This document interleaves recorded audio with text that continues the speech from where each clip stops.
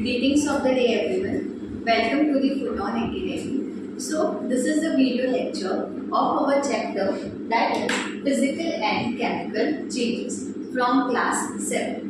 तो ये चैप्टर में हम देखेंगे कि what are physical changes and what are chemical changes. Right? तो देखो सबसे पहले स्टार्ट करते हैं केमिकल चेंजेस फिजिकल चेंजेस से. So what are physical changes?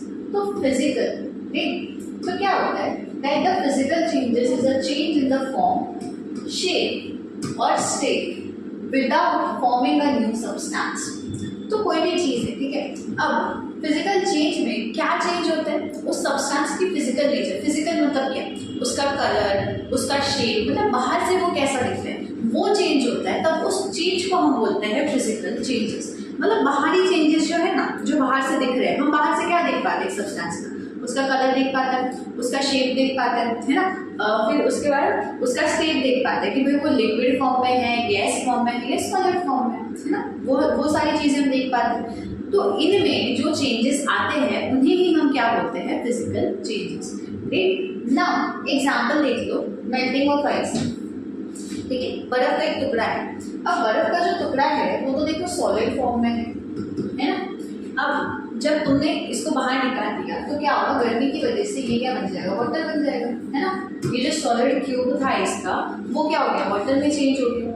तो मतलब इसकी स्टेट में चेंज आया. देखो चेंज इन स्टेट, यहाँ पे हो चेंज इन स्टेट. ये पहले सॉलिड था, सॉलिड में सॉलिड से किस में कन्वर्ट हो गया? लिक्विड में कन्वर्ट हो गया. तो इसी चेंज को तुमने क्या कह दिया? Physical change. Now the next example is your tearing paper. Right, तुमने पेज फाड़ दिया, ठीक है. इसका स्टेट चेंज हुआ क्या इसमें? नहीं. देखो क्या था, एक पेपर था, उसको जब तुमने फाड़ा तो क्या हो जाएगा? इसके छोटे छोटे टुकड़े हो जाएंगे, है ना. स्टेट थोड़ी चेंज हुआ, पहले भी सॉलिड था, बाद में भी सॉलिड होगा.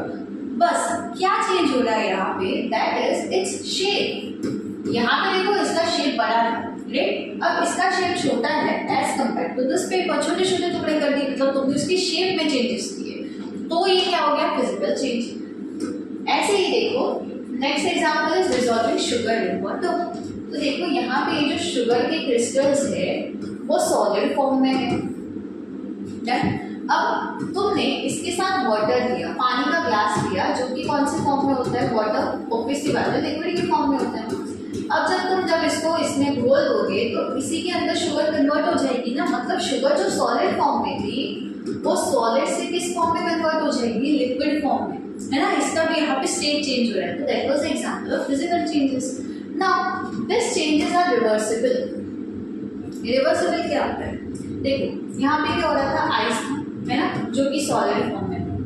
नाउ इसके बाद ये कन्वर्ट हो गया in water, that is it's liquid form.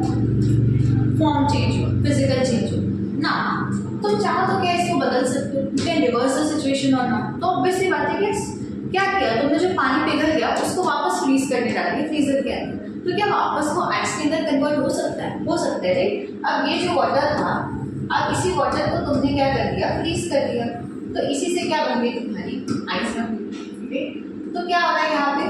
ये जो चेंज है वो कैसा है? रिवर्सिबल. तो उसको रिवर्स कर सकते हो, वापस उस चीज में जा सकते हो.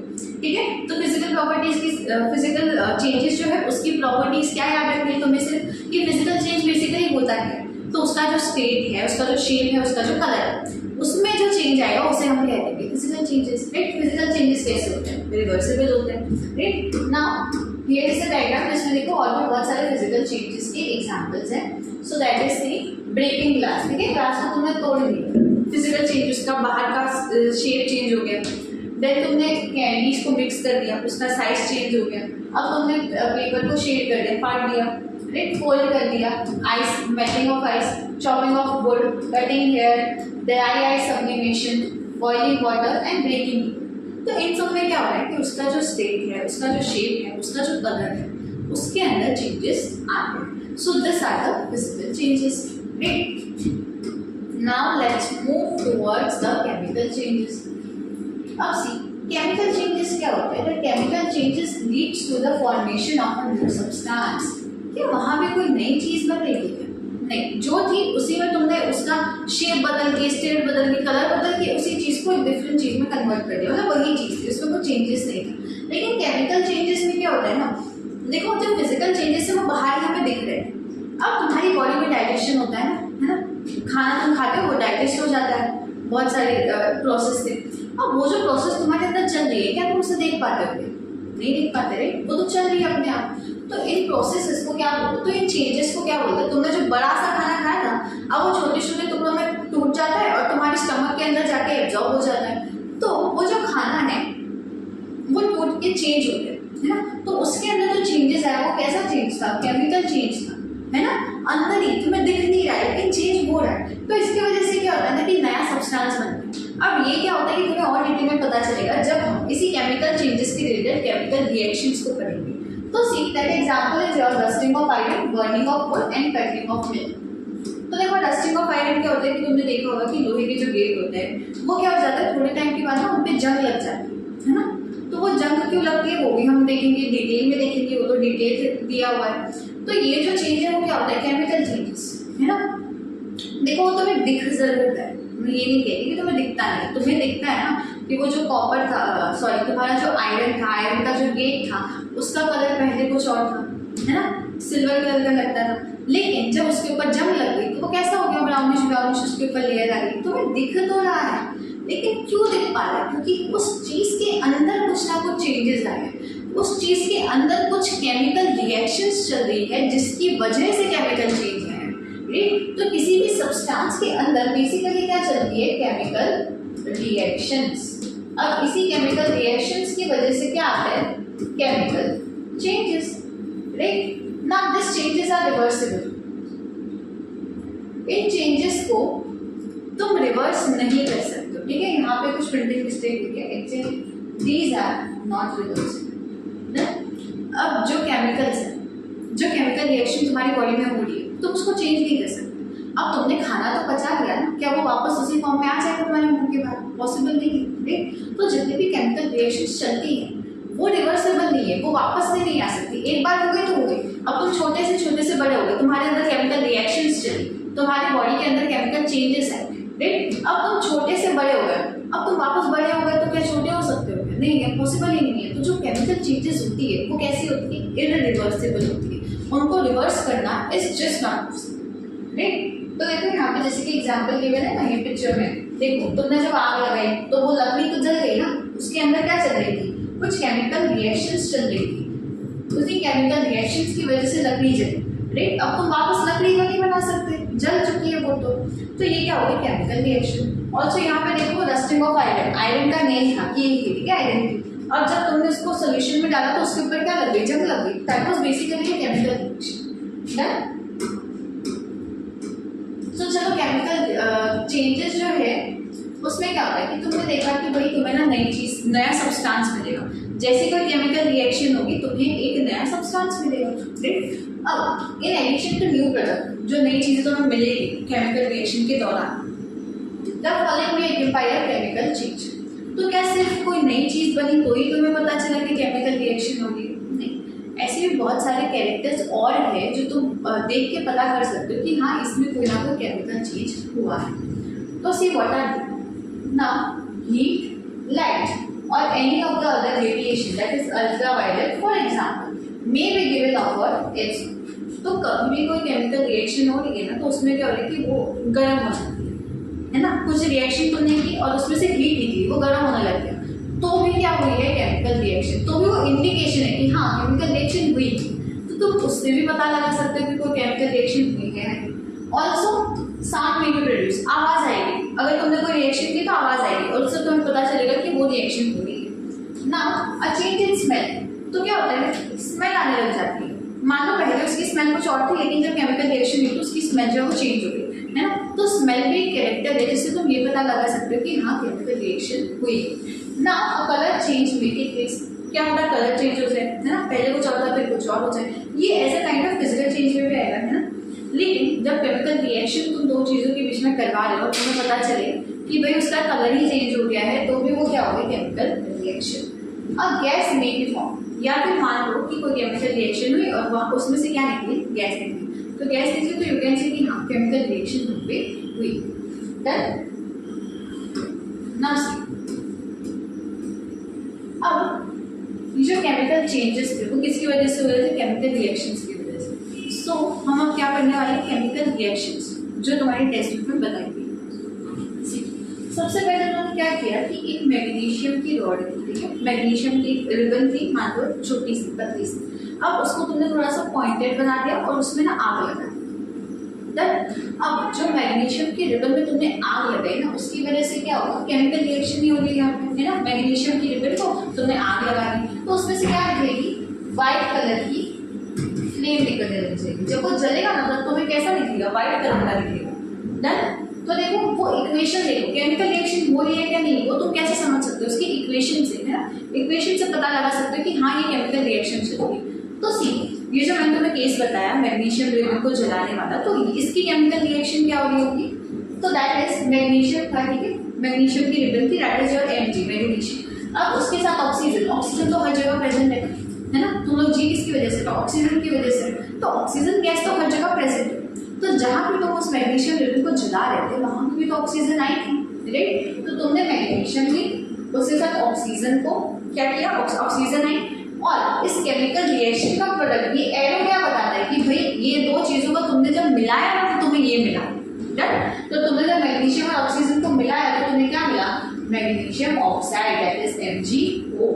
सिंपल सी बात है ना, केमिकल रिएक्शन में क्या था, जो चीजें पहले अलग अलग थी वो बाद में जुड़ जाती है, सिंपल एज दैट। यहाँ पे हमारे पास क्या था, MgNO2, अब वो मिलके क्या बना रहा है, MgO, that is magnesium oxide. तो इसी की वजह से क्या थी, तुम्हें व्हाइट कलर की फ्लेम। तो तुम्हें कैसे पता चला कि यहाँ पे कोई केमिकल रिएक्शन हो रही है, सी हमने देखा था ना कैरेक्टर्स जिससे हमें पता चलेगा कि केमिकल रिएक्शन हुई है। तो यहाँ पे क्या हो रहा है, व्हाइट फ्लेम निकल रही है ना, गैसियस फॉर्म में गैस भी इवॉल्व हो रही है, हीटिंग आ रही है। तो इसकी वजह से तुम क्या कह सकते हो कि इसमें केमिकल रिएक्शन चली। अब देखो क्या होता है, अब वो मैग्नीशियम रिबन जो थी वो पूरी तरह से जल गई। अब जलने के बाद उसकी क्या बचती है, सिर्फ राख बचती है। तो जब मैग्नीशियम की रिबन को जलाया और उसकी जो राख थी उसको एक जगह कलेक्ट किया। अब उसके अंदर क्या मिलाया, पानी, H2 वाटर को उसके अंदर ऐड कर दिया। अब वाटर को ऐड करने की वजह से क्या होता है, एक नया सब्सटेंस ही बन गया। अब वो क्या होता है, वो भी केमिकल रिएक्शन से देखो कि भाई हुआ क्या था। तो देखो जब तुमने उसको जलाया था ऑक्सीजन के साथ तो तुम्हें क्या मिला था, magnesium oxide, that is MgO। Done. अब उस मैग्नीशियम ऑक्साइड में तुमने क्या मिला दिया, पानी, दैट इज H2। तो तुम्हें क्या मिलेगा, मैग्नीशियम हाइड्रोक्साइड, इसका Mg, इसका H2, इसका O2, तो H2O2 दो बार, MgOH2। OH का मतलब क्या है कि OH है ना, दो बार, है ना। तो एक बार ये वाला O और ये वाला H, और ये H2O में क्या होता है, दो H होते हैं, क्या होता है, H2O का क्या होता है, दो H होते हैं और एक O होता है ना। और इसका एक बचा हुआ था O, तो ये O ये H, ये O ये सॉरी ये O ये H, तो क्या बना, OH ट्वाइस, दो बार हो गए। डन। तो जब तुमने उसके अंदर मैग्नीशियम ऑक्साइड के अंदर वाटर को ऐड किया, so you get magnesium hydroxide as the byproduct. Done. चलो अब देखते हैं next chemical reaction, that is of copper sulphate solution and iron. ठीक है, देखो यहाँ पे हुआ क्या था, सिंपली तुमने क्या किया कि एक कॉपर सल्फेट का सॉल्यूशन, सॉरी एक कॉपर सल्फेट का सॉल्यूशन, ठीक है, मिल जाता है। उसका कलर कैसा होता है, ब्लू कलर। तो जो कॉपर सल्फेट का सॉल्यूशन होता है ना उसका कलर ब्लू है, ठीक है। अब तुमने उसके अंदर क्या डाल दिया, आयरन को डाल दिया, आयरन के छोटे छोटे टुकड़े डाल दिए हो, चाहे आयरन की कील डाल दी हो, कुछ भी तुमने आयरन का कुछ भी पीस जो है वो उसके अंदर डाल।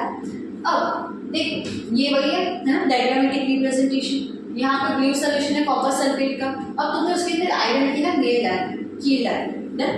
अब क्या होता है, इसका प्रोडक्ट रिएक्शन चलेगी और तुम्हें क्या मिलेगा, आयरन सल्फेट सॉल्यूशन। तो ये जो आयरन है ये कॉपर के सल्फेट के साथ मिल गया, as you can see here. देखो ये जो आयरन था वो इस सल्फेट के साथ मिल गया, तो क्या बनेगा, आयरन सल्फेट, जिसका कलर कैसा होता है, ग्रीन। ऑल्सो अब बचा क्या, देखो आयरन तो ये सल्फेट उठा के ले गया, आयरन और सल्फेट एक साथ आ गए, और इन्होंने किसको पीछे छोड़ के, इस कॉपर, मतलब इनका कॉपर बाहर बच गया। तो कॉपर जो है वो कैसा होगा, प्रॉपर पेपर ब्राउन कलर का डिपोजिट आ जाएगा, मतलब वो कॉपर ही बचा ना, इसने क्या किया, आयरन ने कॉपर का सल्फेट ही छीन लिया, है ना, उसके साथ बॉन्ड बना ली, आयरन और सल्फेट एक साथ आ गया, अब अकेला बच गया बेचारा कॉपर। अब ये जो कॉपर है उसके ऊपर ना ब्राउन कलर का कोटिंग आ जाती है, ब्राउन डिपॉजिट जिसको बोलते हैं। तो देखो तुम देख सकते हो कि 1 घंटे बाद जब तुम इसको देखोगे तो इसका कलर पहले तो ब्लू था, राइट, क्यों, क्योंकि कॉपर और सल्फेट एक साथ थे। अब उसका कलर क्या हो गया, ग्रीन, क्यों, क्योंकि अब कॉपर सल्फेट एक साथ नहीं है, आयरन सल्फेट एक साथ है, जिसकी वजह से कैसा दिखता है, ग्रीन कलर का दिखता है। और देखो इसकी नेम पहले सिल्वर थी, है ना, क्योंकि वो किसकी थी, आयरन की थी। अब उसके बाद तुमने इसको किसका, तो उसके ऊपर क्या लग गई, कॉपर आ गया, है ना, कॉपर आ गया, कॉपर के ऊपर क्या लग गई, ब्राउन डिपॉजिट, ब्राउन हो जाता है। तो ये जो की पहले सिल्वर दिख रही थी अब वो कैसे दिखने लग जाएगी, ब्राउन। देखो red brown layer of copper metal और आयरन लेयर। डन। तो यहाँ पे केमिकल रिएक्शन में कैसे पता चला, इसका कलर चेंज हो गया, पहले ब्लू था, ब्लू से ग्रीन हो गया, है ना। हमने देखा था कैरेक्टर कि भाई कलर चेंज होगा तो भी तुम्हें पता चल जाएगा कि हाँ यहाँ पे केमिकल रिएक्शन हुई है। तो यहाँ पे इसका कलर ब्लू था, ब्लू से ग्रीन में चेंज हो गया, मतलब केमिकल रिएक्शन हुई है। अब देखो next chemical reaction is of vinegar. देखो विनेगर तुम्हारे घर में होता है ना, सबके घर में विनेगर प्रेजेंट होता है, you know what is vinegar. अब ये जो विनेगर होता है उसका नाम होता है बेसिकली एसिटिक एसिड, ठीक है, उस विनेगर को ही बोलते हैं एसिटिक एसिड। अब घर में मम्मी बेकिंग सोडा भी यूज करती होगी, है ना, पकौड़े बनाने के लिए। तो ये जो बेकिंग सोडा होता है ना, इसका फॉर्म, इसको क्या बोलते हैं, सोडियम हाइड्रोजन कार्बोनेट। देन अब जब तुमने विनेगर के अंदर बेकिंग सोडा को ऐड किया तो तुम्हें क्या मिलेगा, कार्बन डाइऑक्साइड। कार्बन डाइऑक्साइड क्या होती है, CO2 गैस, है ना। तो मतलब जब विनेगर था और बेकिंग सोडा था, अब जब तुम इसको मिक्स करोगे ना तुम्हें क्या दिखेगा कि उसके अंदर से ना कोई गैस निकलती है, गैस निकल रही है, मतलब इसके अंदर केमिकल रिएक्शन हुआ है। तो ये गैस किसके फॉर्मेट में होती है, CO2 के फॉर्मेट में, राइट। विनेगर लिया, बेकिंग सोडा लिया, दोनों को एक साथ किया, तुम्हें क्या मिली, CO2 गैस, और उसके साथ साथ कुछ सब्सटेंसेस भी। लेकिन तुम्हें इंपॉर्टेंट क्या जानना है कि भाई CO2 निकला, विनेगर बेकिंग सोडा, दोनों को जोड़ा, क्या मिला, CO2। CO2 किसके फॉर्म में बाहर निकली, गैस के फॉर्म में बाहर निकली। डन। अब देखो ये केमिकल रिएक्शन जो वहाँ पे हुई थी ना उसको हम अच्छे से देखते हैं। अब देखो तुमने क्या किया था, बेसिकली विनेगर बेकिंग सोडा को जोड़ा था और उससे CO2 निकली, है ना। तो उसी CO2 को ले लो, ठीक है, उस प्रोसेस में जो CO2 निकली उसको तुमने लिया, उसके साथ तुमने उसको लाइम वाटर, वो जो हमें बनाते हैं ना लाइम वाटर आते हैं CaOH22, ठीक है, ये इसका फॉर्मूला आता है। तो लाइम वाटर का जो केमिकल फॉर्मूला है दैट इज CaOH22। तो जब तुमने उस कार्बन डाइऑक्साइड के साथ लाइम वाटर को ऐड किया तो तुम्हें क्या मिला एज अ प्रोडक्ट, क्या निकला इसमें से निकला कैल्शियम कार्बोनेट। मतलब इसका जो कैल्शियम था वो इसके कार्बोनेट के साथ चला गया, सिंपल। और H2O, और ये क्या बच गया, पानी बच गया। ये देखो HO और H बचे ना, तो H2O ही मिला, ठीक। तो यहाँ पे सिंपल सी चीज हुई कि कार्बन डाइऑक्साइड था, लाइम वाटर था, उससे क्या हुआ, तुम्हें मिल गया CaCO2 और CaCO3 एंड वाटर। इसका Ca, इसका CO3, ये CO2, ये Ca और इसका एक ऑक्सीजन, और क्या बच गया तुम्हारे पास, वाटर। डन। अब देखो डायग्रामेटिकली यहाँ पे उन्होंने क्या किया था, विनेगर और बेकिंग सोडा को ऐड किया था, है ना, उसमें से तुम्हारे पास क्या निकला था, CO2 निकला था। उसी CO2 को तुमने यहाँ पे लिया और उसको किसमें ऐड कर दिया, लाइम वाटर। तो देखो इसका कलर कैसा हो जाता है ना, मिल्की कलर हो जाता है। तो ये किसमें टर्न हो जाता है, मिल्की व्हाइटिश कलर का दिखने लग जाता है। तो मतलब कलर चेंज होगा, कलर चेंज होने की वजह से यू गेट टू नो कि हाँ केमिकल रिएक्शन हुई। Done. So this were some chemical reaction जो तुम्हारी टेक्स्ट बुक में बताई गई है, यू शुड नो, है ना। केमिकल रिएक्शन देख के क्या पता चला कि केमिकल रिएक्शंस हो रही थी, उनमें चेंजेस आ रहे थे। पहले वो सब्सटेंस कुछ और था, उसमें चेंज किया, केमिकल रिएक्शन की, तो वो सब्सटेंस दूसरे फॉर्म में कन्वर्ट हो गया, राइट। तो तुम्हें चेंजेस देखने को मिले। नाउ सी, जैसे हमने पहले देखा था केमिकल चेंजेस के एग्जांपल में रस्टिंग ऑफ आयरन, तो रस्टिंग ऑफ आयरन के भी इक्वेशन को हम देखेंगे। तो see the process of rusting of iron can be represented by the following equation. तो देखो यहाँ पे आयरन था, आयरन को क्या कहते हैं, iron that is your N, ठीक है। अब उसके साथ तुमने क्या ऐड किया, ऑक्सीजन। सिंपल सी बात है, आयरन का गेट है, ठीक है, तुम्हारे घर के बाहर गया, ऑक्सीजन तो हर जगह प्रेजेंट होती है, मतलब ऑक्सीजन आया, पानी आया उसके साथ, है ना, ऑक्सीजन था, पानी था, आयरन रखा हुआ था। अब वो चेंज हो जाएगा, क्या हो जाएगा, आयरन ऑक्साइड के अंदर चेंज हो जाएगा। देखो ये Fe के साथ इसका O2 और इसका H सब कुछ जुड़ जाएगा, जिससे ये क्या बन जाएगा, आयरन ऑक्साइड। आयरन ऑक्साइड क्या है, क्या क्या क्या फॉर्मूला होता है, Fe2O3। डन। तो इसी की वजह से देखो ये जो तुम्हें नेल्स है उसके ऊपर आयरन रस्ट दिख रहा होगा, इसके ऊपर रस्ट लग गया, जंग लग गया, ये ब्राउन ब्राउन कलर का दिखने लगा। क्यों? क्योंकि इसके ऊपर जब ऑक्सीजन आया उस आयरन के साथ पानी आया तो वो किस में चेंज हो गया, आयरन ऑक्साइड के अंदर चेंज हो गया। Then so this was rusting. Rusting तो देखो हर जगह होती है, जहाँ ऑक्सीजन और पानी होगा वहां पे आयरन की रस्टिंग होगी। अब देखो ये जो आयरन की रस्टिंग हुई ना उसको हम बचा सकते हैं। कैसे बचा सकते हैं? See the rusting of iron can be prevented by painting, oiling, greasing और पॉलिशिंग इट्स सरफेस। है तो गेट पे, तुम्हारे घर के गेट पे क्या करते हैं, वो भी तो आयरन का बना है, तो उसमें तुमने देखा होगा कि पेंट लग कर देते हैं ना। पेंट क्यों करते हैं? ताकि उसके ऊपर एक कोटिंग चढ़ जाए, ठीक है। आयरन का सब्सटेंस है, उसके ऊपर तुमने ऑयल लगा दिया, कोई ग्रीस लगा दिया, पेंट लगा दिया, तो उससे क्या हुआ, कवरिंग बन गई। अब उस कवरिंग की वजह से ऑक्सीजन तो उसके कांटेक्ट में नहीं आ पाया, ना ही H2O उसके कांटेक्ट में आ पाया। इसका मतलब उसके ऊपर अब रस्ट नहीं लग सकती, सिंपल, ठीक है। ऑल्सो अब दूसरा मेथड क्या है उसको रस्टिंग से बचाने का, दैट इज गैल्वेनाइजेशन। गैल्वेनाइजेशन में क्या होता है ना कि तुम उसके ऊपर एक छोटी सी लेयर चढ़ा देते हो जिंक की। डन। देखो इसमें क्या है, आयरन का सब्सटेंस था, इसके ऊपर पेंटिंग की हुई है, राइट। अब दूसरे में देखो तुम्हें क्या दिखाया गया कि इसके ऊपर ना जिंक की कोटिंग कर दी है। अब आयरन का सब्सटेंस है, उसमें जिंक की कोटिंग कर दो ताकि उसको रस्ट ना लगे। इस प्रोसेस को क्या बोला जाता है, गैल्वेनाइजेशन। गैल्वेनाइजेशन सिंपली आयरन के ऊपर जिंक को लगा देना, जिसकी वजह से रस्टिंग ऑफ आयरन नहीं, ठीक है। और देखो बहुत बड़े बड़े शिप्स में भी क्या होता है, शिप्स में तो बेसिकली आयरन से ही बनी होती है ना, और उसका तो देखो नीचे का पोर्शन हमेशा पानी में ही डूबा हुआ होता है, तो मतलब उसके ऊपर हाई चांसेस होते हैं कि उसको रस्ट लग जाए। इसीलिए बहुत सारी शिप ना इसी वजह से डैमेज हो जाती है। भले वो लोग उसके ऊपर गैल्वेनाइजेशन करते हैं, पेंटिंग करते हैं, लेकिन क्योंकि वो हमेशा ही वाटर के कांटेक्ट में होती है तो वहाँ पे रस्टिंग करने के चांसेस बहुत ही बढ़ जाते हैं। देन ऑल्सो ये जो रस्टिंग ऑफ आयरन है उसमें जैसे तुम गैल्वेनाइजेशन करोगे तो वो ज़्यादा पावरफुल होगा एज कम्पेयर टू पेंट्स। अब यहाँ तो चलो ठीक है, ऑक्सीजन और वाटर थोड़ा बहुत अमाउंट में होता है, तो इसकी वजह से तुमने पेंटिंग भी कर दी तो उसके ऊपर रस्ट ज़्यादा नहीं लगा। ऑल्सो जहाँ पे वाटर वेपर ज़्यादा होगा, मतलब मॉइस्ट क्लाइमेट होगा, एकदम ठंडी जगह है, पानी के छोटे छोटे ड्रॉपलेट्स होंगे, राइट, प्रेजेंट होंगे, मॉइस्ट एनवायरनमेंट होगा, वहाँ पे रस्टिंग के चांसेस क्या हो जाते हैं, बढ़ जाते हैं, ठीक है। Now this was the last topic of our chapter, that is crystallisation. देखो क्रिस्टलाइजेशन नाम क्या सजेस्ट करते हैं, क्रिस्टल है ना, क्रिस्टल छोटे छोटे टुकड़े, क्रिस्टल चमक रहे हैं, है ना। तुम्हें पता है क्रिस्टल क्या होता है, छोटे छोटे टुकड़े होते हैं जो कि चमकते हैं। अब क्रिस्टलाइजेशन क्या होता है कि separating solid compounds from the solution in the form of crystal. Simple सी बात है, कोई लिक्विड प्रोडक्ट था, उसके तुम्हें क्या मिल गए, क्रिस्टल्स मिल गए, वो क्रिस्टल के फॉर्मेट में आ गया। इसके एग्जांपल देखो, मान लो कि तुम्हारे पास ना वाटर है, तुमने ना वाटर लिया, उसको हीट करने डाला और उसके अंदर ना डायल्यूट सल्फ्यूरिक एसिड डाला, थोड़ा सा सल्फ्यूरिक एसिड डाला एंड उसके साथ साथ कॉपर सल्फेट का पाउडर डाला, मतलब सल्फ्यूरिक एसिड कॉपर सल्फेट का पाउडर, किसके अंदर, पानी के अंदर। तो क्या हुआ, केमिकल रिएक्शन में, जिसकी वजह से तुम्हें थोड़ी देर बाद वहां पे क्या देखने मिलेंगे, क्रिस्टल्स देखने मिलेंगे। As you can see in the diagram, देखो ये कॉपर सल्फेट का सोल्यूशन था, तो मतलब ये लिक्विड के फॉर्म में था ना पूरा, और तुमने उसके अंदर ना कॉपर सल्फेट का पाउडर डाला था, मतलब वो लिक्विड है ना, उस पानी के अंदर तुमने घोल दिया था, उस लिक्विड के अंदर तुमने उस पाउडर को उस लिक्विड में घोल दिया। अब जब तुम उसको थोड़ी देर बाद नोटिस करोगे तो तुम्हें क्या देखने मिलेगा, उसके क्रिस्टल्स देखने मिलेंगे। देखो यहाँ पे छोटे छोटे क्रिस्टल्स बन गए, है ना, जो चमकेंगे, छोटे छोटे टुकड़े होंगे। So this is the process known as crystallisation.